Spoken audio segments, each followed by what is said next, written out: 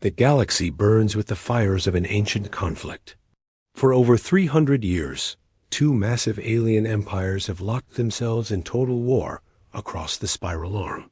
The Keth Empire, a race of tall, scaled warriors who value honor above life itself, faces off against the Vorn Collective, insectoid beings who fight with cold logic and overwhelming numbers. The war began over a single star system rich in rare crystals. Neither side would back down. What started as a border dispute grew into something much larger. Entire worlds became battlefields. Billions died in the crossfire. Captain Rex Stone watches the latest battle reports from his hidden observation post on the edge of Keth space. His small human ship, the Shadow Walker, sits cloaked behind an asteroid field. Stone has been watching this war for 2 years now, taking notes, learning their tactics, studying their weaknesses. Humanity discovered this conflict by accident. A human exploration ship stumbled into a massive space battle 3 years ago. They barely escaped to tell the tale. Since then, Earth's military leaders have been watching from the shadows, waiting. The humans are new to the galactic scene. They have no great fleets, no massive armies. Both the Keth and Vorn empires could crush Earth's small colonies without much effort. But humans have something else. They understand war in ways these aliens do not. Stone's communications officer, Jack Miller, picks up transmissions from the current battle. The Keth fleet is losing badly. Their honor-bound tactics make them predictable. They always fight head-on, never retreating, never using tricks or deception. The Vorn swarm them with superior numbers, calculating every move with computer precision. Same pattern as always, Miller reports. The Keth charge straight in. The Vorn surround and destroy them. Stone nods. He has seen this dance many times. Both sides fight like they are playing a game with fixed rules. The Keth must maintain honor. The Vorn must follow logical protocols. Neither side thinks outside their own nature, but humans are different. Humans adapt. Humans cheat when they need to. Humans understand that in war, survival matters more than honor or logic. On the planet below, Keth civilians flee as Vorn ground. Forces advance. The Keth military makes its usual brave but doomed last stand at the capital city. Their warriors fight until death, refusing to surrender. The Vorn calculate the most efficient way to occupy the world and eliminate resistance. Neither side notices. The small human surveillance drones recording everything from the shadows.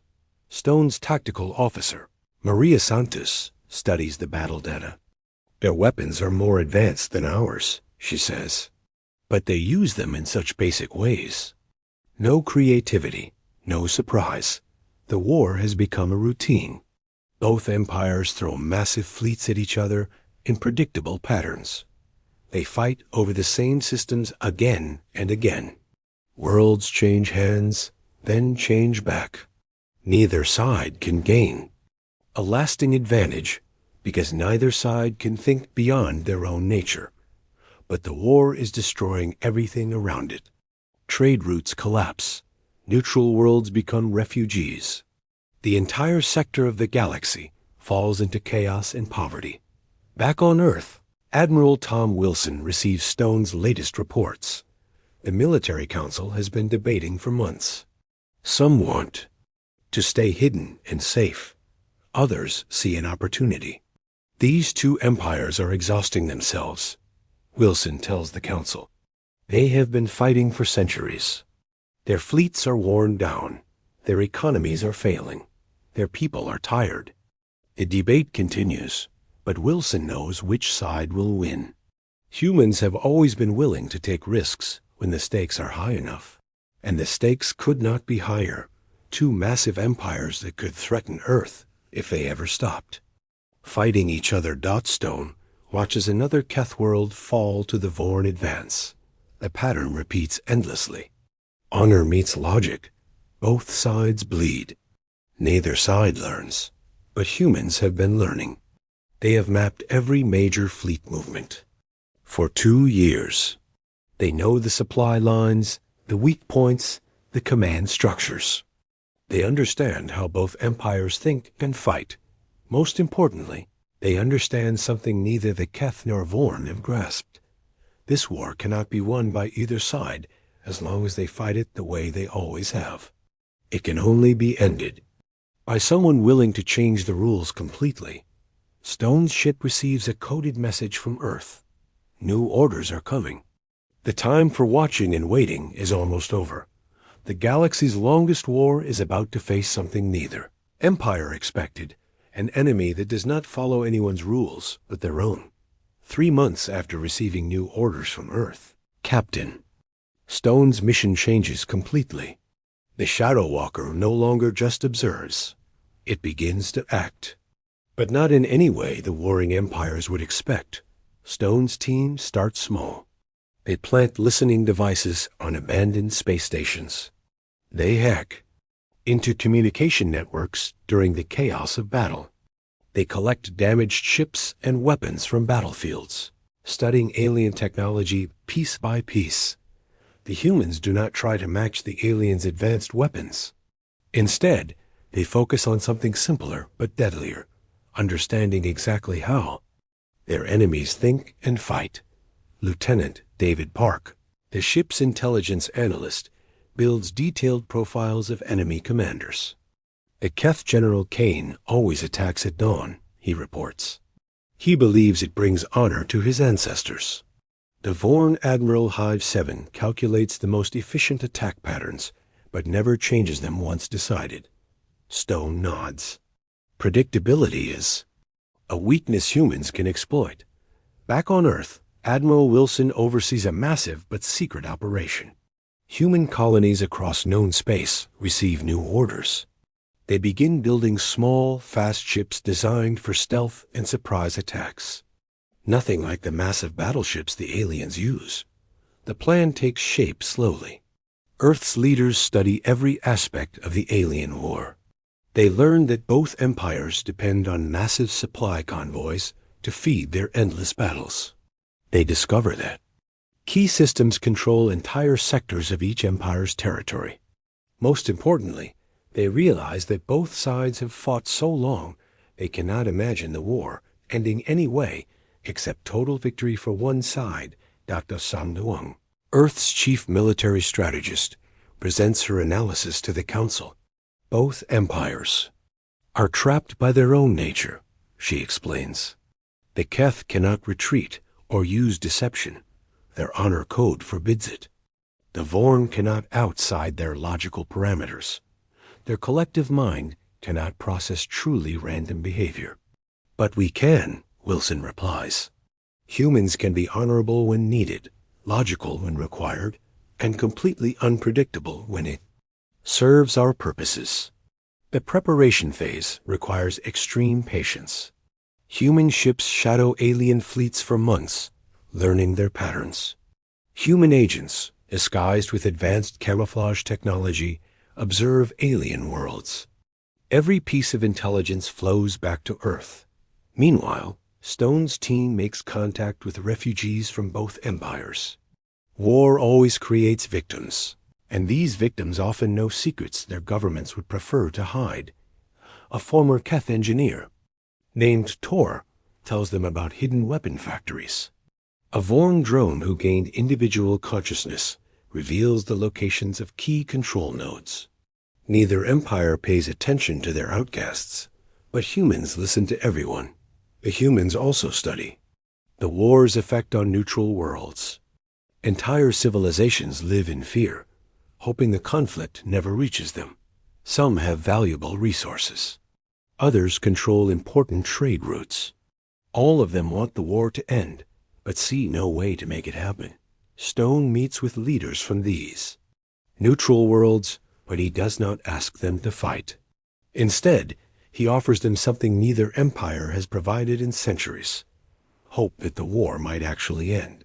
We cannot promise victory, Stone tells a gathering of neutral ambassadors on the hidden world of Haven. But we can promise change. This war has continued because both sides fight the same way they always have. Someone needs to break that pattern. The neutral worlds offer secret support. Not weapons or soldiers, but information, safe harbors, and supply bases. They have been victims of this war for too long. If humans have a plan to end it, they will help Dot as months pass. The human network grows. Small teams of observers spread throughout the war zone.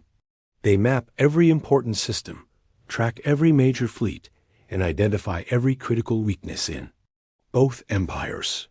The aliens remain focused on their endless battles, never noticing the shadows that watch their every move. Why would they? Humans are new, weak, and far away. Neither empire considers them a threat, but Admiral Wilson knows better. We are not trying to match their strength, he tells his staff. We are going to make their strength irrelevant. The final preparations begin. Human fleets, small but numerous, move into position throughout the galaxy. They hide behind asteroids, in nebulae, near the gravity wells of dead stars. Each group has specific targets and precise timing. Stone receives his final orders. Phase 2 of the operation is complete. Phase 3 will begin soon, and when it does, the galaxy's longest war will face something it has never seen before, an enemy that refuses to play by the established rules. The aliens think they know how war works. They are about to learn how wrong they are. The attack begins at exactly 0800 Earth Standard, time across 17 different star systems simultaneously. But it does not look like any battle the galaxy has ever seen. Captain Stone's ship, along with 49 other human vessels, strikes at the massive supply convoy heading to the Keth fortress world of Ironhold. The convoy carries enough weapons and food to sustain a siege for 2 years. Without it, the entire Keth defensive line will collapse within weeks. The humans do not engage in direct combat. Instead, they use tactics neither empire has encountered before. Stone's team launches hundreds of small drones that attach to the convoy ships like parasites. The drones do not explode or cause immediate damage. They simply begin broadcasting false navigation data and jamming communications between ships. Within minutes, the perfectly ordered convoy falls into chaos. Ships receive conflicting orders. Navigation systems show phantom obstacles. Communication channels fill with static and false emergency signals. The Keth escort fleet tries to respond, but they cannot identify the source of the problem. Their honor code requires them to fight enemies they can see and understand. These invisible saboteurs make no sense to their warrior mindset. Commander Kang, leading the escort, orders his ships to spread out and hunt for attackers. This is exactly what the humans wanted. Divided, the Keth ships become vulnerable to the second phase of the attack. Vorn forces monitoring Keth communications, as they always do, detect the convoy's distress. Their logical analysis concludes this is the perfect opportunity to destroy a major supply line. They dispatch a full battle fleet to intercept, but the Vorn fleet also begins receiving false data. Human cyber warfare specialists, led by Lieutenant Park, have spent months learning Vorn communication protocols. They feed the Vorn fleet incorrect information about the convoy's location and escort strength. The result is devastating. The Vorn fleet arrives, expecting to find a small, disorganized convoy. Instead, they encounter Kane's scattered, but still dangerous escort ships in a nebula field that limits sensor range. Both sides assume the other has set a trap. The Keth believe the Vorn orchestrated the communication problems to lure them into an ambush. The Vorn calculate that the Keth deliberately damaged their own convoy to create a false weakness. The battle that follows is exactly what Stone's team hoped for. Both fleets tear each other apart, while the actual convoy drifts helplessly through space, its crews still struggling with compromised systems. Meanwhile, similar operations unfold across the galaxy.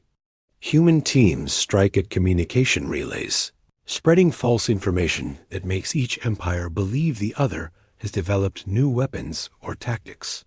They sabotage automated systems in ways that look like enemy action. On the Vorn homeworld of Nexus Prime, Dr. Wong's specialists infiltrate the central planning network. They do not destroy it or steal information. Instead, they introduce tiny errors into logistical calculations. Supply shipments begin arriving at wrong destinations. Troop movements get delayed by bureaucratic confusion. The Vorn collective mind notices these inefficiencies, but interprets them as evidence of Keth sabotage operations. They increase security and reduce the flexibility of their supply systems, making themselves even more vulnerable to human interference. The Keth face similar problems. Human agents plant evidence suggesting the Vorn have developed new stealth technology. Keth commanders become paranoid, seeing Vorn infiltrators everywhere. They begin fighting each other almost as much as they fight the actual enemy. But the most important strikes target something neither empire expected anyone to attack: their communication with neutral worlds. For centuries, both empires have ignored the neutral civilizations caught between them. These worlds provided resources and trade routes, but had no military significance. Neither the Keth nor Vorn bothered to secure communications with them. Human teams easily hack these networks and begin spreading carefully crafted disinformation. Messages appear to show Keth forces planning to enslave neutral populations. Other messages suggest Vorn fleets intend to strip mine neutral worlds for resources. The neutral civilizations, already suffering from centuries of war spillover, believe these messages. They begin demanding that the empires end the conflict. Some threaten to cut off trade. Others offer support to whichever side promises to stop the fighting. Within a week of the first strikes, both empires face problems they have never encountered. Their supply lines suffer mysterious failures. Their intelligence networks receive contradictory information. Their allies begin questioning the war's purpose. Most importantly, they start blaming each other for using dishonorable and illogical new tactics. Stone watches the results from his hidden observation post. The first phase worked perfectly. Neither empire realizes they face a third faction. They assume their ancient enemy has simply become more devious. The galaxy's longest war is beginning to eat itself from within. And the humans have barely started.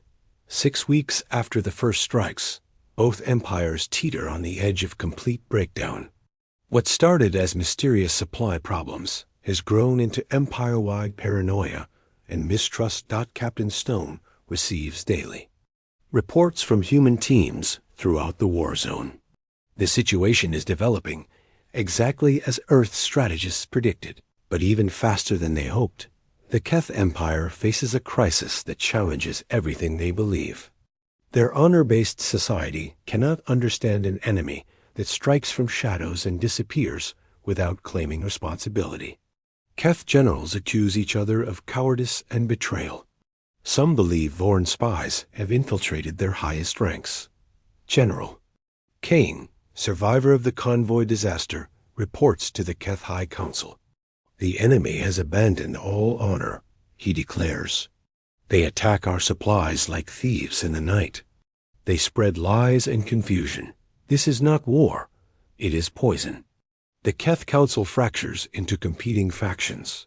Traditional warriors demand massive retaliatory strikes against all Vorn worlds. Younger leaders suggest adapting to these new tactics. The debates grow heated, sometimes violent. For the first time in centuries, Keth are fighting Keth almost as much as they fight their external enemies. Meanwhile, the Vorn collective struggles with a different but equally serious problem. Their logical system cannot process the random, seemingly purposeless attacks they are experiencing.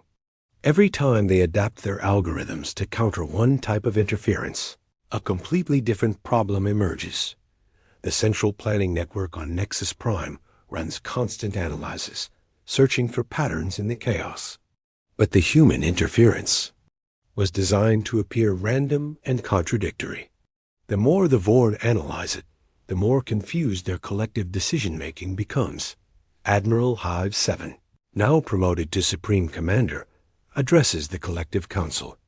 The enemy has developed new computational warfare techniques, it reports. They are attacking our logical processes themselves. We must redesign our entire strategic framework. But the Vorn cannot agree on how to redesign their systems. Different nodes of the collective reach different conclusions. For the first time in their history, the unified Vorn mind begins to fragment into competing subminds. Lieutenant Park, monitoring these developments from the Shadow Walker, marvels at how quickly both empires are unraveling. They are so locked into their own ways of thinking, he tells Stone. They cannot imagine that their problems might have a completely different source. The human campaign enters its second phase. Instead of just creating problems, the human teams begin offering solutions, but solutions that serve human interests. Dr. Wong's specialists establish communication with moderate leaders on both sides. They do not reveal themselves as humans. Instead, they pose as neutral mediators from unknown civilizations, offering to help end the war. These fake mediators suggest that both empires are exhausting themselves over meaningless objectives. They propose peace talks on neutral worlds, with mysterious observers ensuring fair negotiations. Some leaders from both sides express interest. The war has been costly and endless. If someone can guarantee a fair settlement, perhaps it is time to consider alternatives to eternal conflict. But hardliners on both sides reject any peace overtures. They believe their enemies are trying to trick them into weakness. The internal debates grow more intense. Human agents carefully encourage these divisions. They leak information suggesting that peace advocates are traitors or foreign agents. They spread rumors that hardliners are planning coups. Soon, both empires spend more energy fighting internal enemies than external ones. The neutral worlds watch these developments with growing hope. For the first time in centuries, it seems possible that the war might actually end. They begin organizing their own peace initiatives, adding pressure on both empires to consider negotiations. Stone's team observes a crucial development on the border world of Haven. Representatives from 12 neutral civilizations meet to discuss joint action. They decide to cut off all trade with both empires, unless peace talks begin within 60 days. This economic pressure hits both warring empires at their weakest moment. Their supply lines already compromised by human sabotage, they cannot afford to lose neutral world resources. Emergency councils convene on both homeworlds. For the first time in decades, both empires must consider the possibility that continuing the war might be impossible. But they still do not realize they face a third faction. They assume all their problems stem from their ancient enemy becoming more clever and ruthless. Admiral Wilson, receiving updates on Earth, knows the time for the final phase approaches. Both empires are weakened and confused. Their fleets are scattered. Their leadership is divided. Their allies are demanding peace. Soon, it will be time for humanity to step out of the shadows and offer the galaxy something neither empire can provide: a way to end the war that leaves everyone's honor intact, but puts humans in a position to shape the galaxy's future. The longest war in galactic history is about to face its most unexpected conclusion. The end comes not with a great battle, but with a simple transmission broadcast simultaneously to both empires and every neutral world in the galaxy. Admiral Wilson himself delivers the message from Earth's capital. His image appears on communication screens across hundreds of worlds as he speaks in calm, measured tones. To the Keth Empire, the Vorn Collective, and all free civilizations of the galaxy, I am Admiral Wilson of the Human Federation. For the past year, we have been observing your conflict with growing concern. The reaction is immediate and electric. On both homeworlds, emergency councils convene. Intelligence services scramble to gather information about these previously unknown humans. Military leaders demand immediate threat assessments. Wilson continues his broadcast, his words carefully chosen to address each empire's deepest concerns. The Keth Empire has fought with honor for centuries, never retreating, never surrendering, always facing their enemies directly.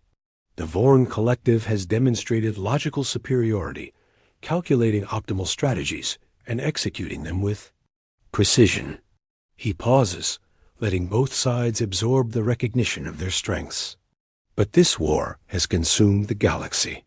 Trade routes collapse. Neutral worlds suffer. Entire civilizations live in fear. The conflict that began over a single system now threatens the stability of our entire spiral arm. Stone, watching from the Shadow Walker, sees both empires' fleets beginning to mobilize. They do not know how to respond to this new faction, but their first instinct is military preparation. You may wonder, Wilson continues, why we have remained hidden until now. The answer is simple. We wanted to understand your conflict completely before offering our assistance in resolving it.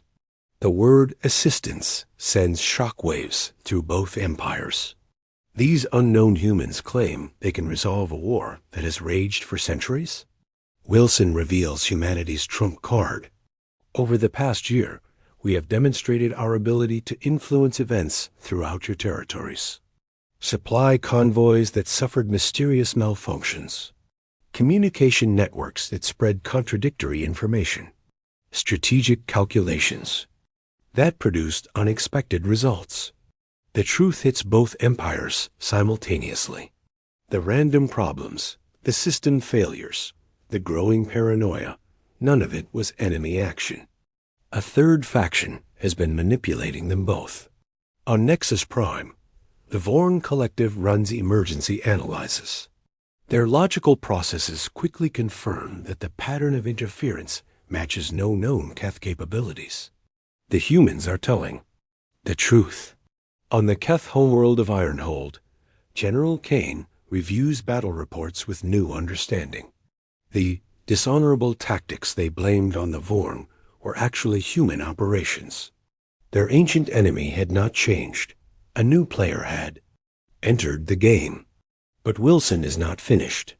His next words offer both empires something they desperately need, a way to end the war without admitting defeat. We propose a solution that preserves Keth honor and satisfies Vorn logic. A negotiated settlement overseen by neutral mediators. Both empires withdraw to their original borders. The disputed systems become neutral territory, administered by a galactic council. It includes representatives from all civilizations. The proposal is brilliant in its simplicity. Neither empire loses territory they controlled before the war began. Neither side has to surrender or admit weakness. The contested systems that started the conflict become everyone's responsibility and no one's prize. Dr. Wong's psychological analysis proves accurate. Both empires are exhausted and desperate for an honorable exit from the endless conflict. The human proposal offers exactly that, but the humans add one more element that seals the deal. To ensure this agreement is maintained, Wilson announces, the Human Federation will establish monitoring stations throughout the neutral zone. We will guarantee that both empires honor their commitments and that neutral worlds remain safe. The message is clear. Humans are not asking permission to become a galactic power. They are announcing their arrival as the galaxy's new peacekeepers. Within hours, both empires respond. The Keth High Council votes to accept the proposal as an honorable solution that preserves warrior dignity. The Vorn Collective calculates that peace offers better long-term prospects than continued war. Neutral worlds celebrate across the galaxy. The nightmare that has defined their existence for generations is finally ending. 3 months later, Captain Stone attends the signing ceremony on the neutral world of Haven. Representatives from both empires, all neutral civilizations, and humanity gathered to formalize the end of the galaxy's longest war. The document is signed without fanfare, no grand speeches or military parades, just tired leaders agreeing to stop fighting. Stone reflects on humanity's strategy as he watches former enemies shake hands. They never won a single battle. They never conquered a single world. They never even revealed themselves until the war was essentially over. But they achieved something neither empire could accomplish in 3 centuries of fighting. They ended the war. The galaxy belongs to whoever can maintain the peace. And humanity has just proven they understand peace as well as they understand war. From the shadows, they have emerged as the galaxy's newest superpower. The end